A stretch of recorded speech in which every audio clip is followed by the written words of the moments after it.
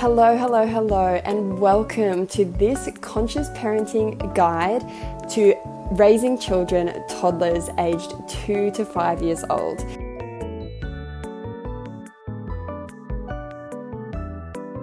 And finally, moving on to the final pillar of conscious parenting, that is modeling. And you will hear me talk about this all the time throughout all of my courses and guides, the importance of modeling. And I just want to give you a brief snapshot here of why modeling is important. The first reason, and this is a saying that I came across only a couple of months ago really, is that more is caught than taught. And what I mean by that is that when we model to our children, we are more likely to teach appropriate behavior than when we verbally say something. Sayings like, because I said so, or sayings such as, do as I say, not as I do, are really ineffective parenting methods, because what we're doing is we are taking the long route of trying to teach them something that we're not showing them ourselves.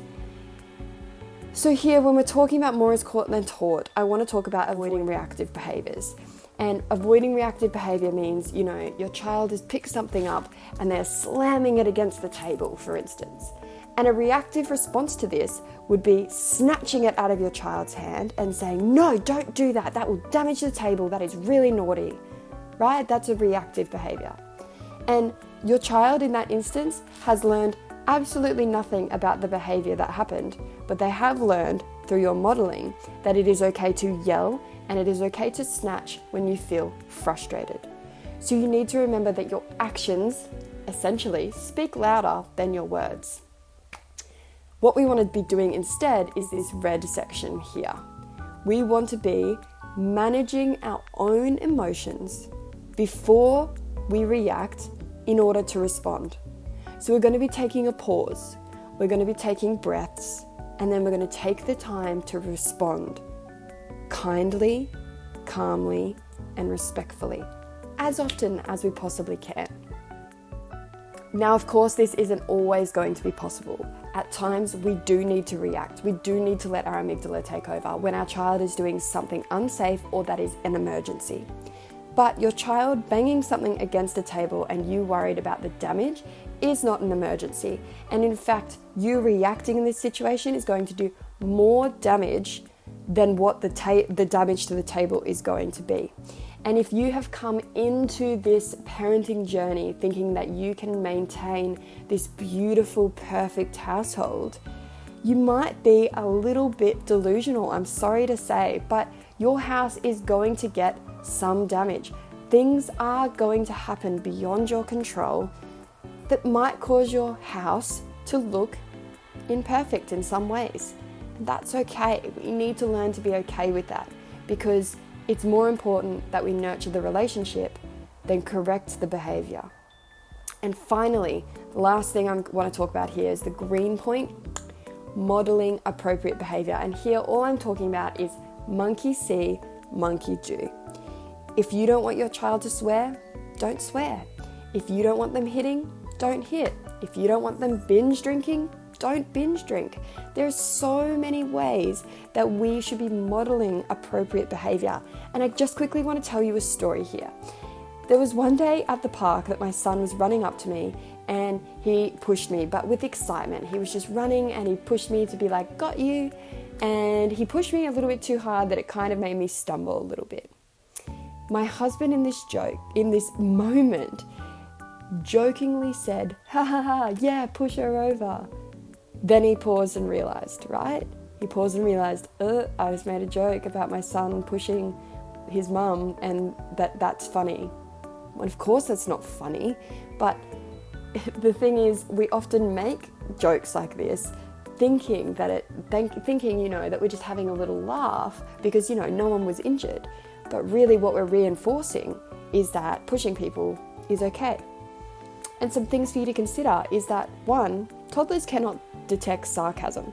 So when you say something, even if it's sarcastic, their brain development doesn't allow them to understand how sarcasm works yet.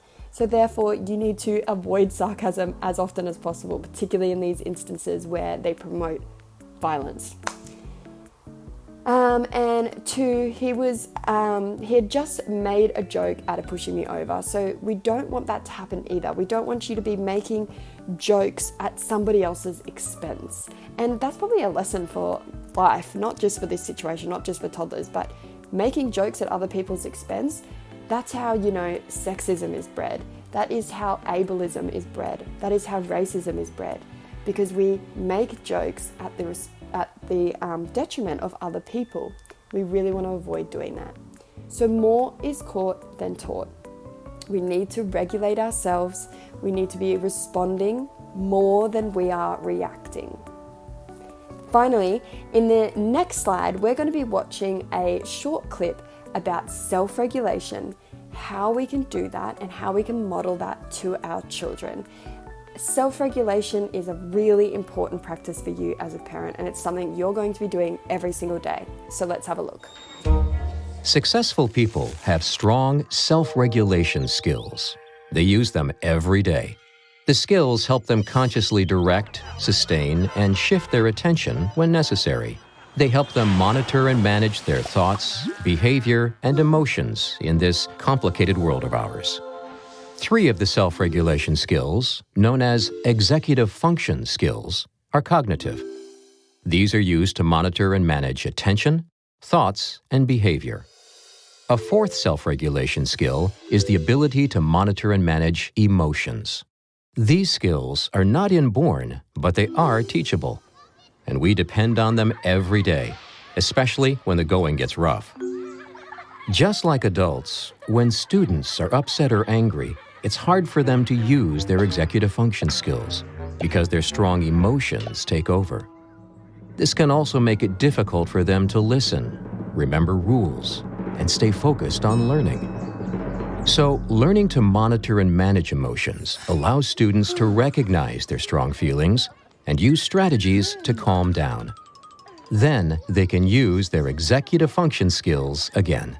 And research shows students with strong self-regulation skills have higher academic achievement and are less likely to act in impulsive or aggressive ways, or to withdraw when overwhelmed.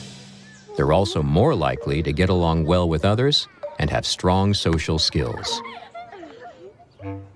Students with poor self-regulation skills can have emotional and behavioral problems and academic trouble and are more likely to be expelled from school, starting as early as preschool. When students learn and practice self-regulation skills, they can build academic achievement, social competence, and positive growth throughout their lives.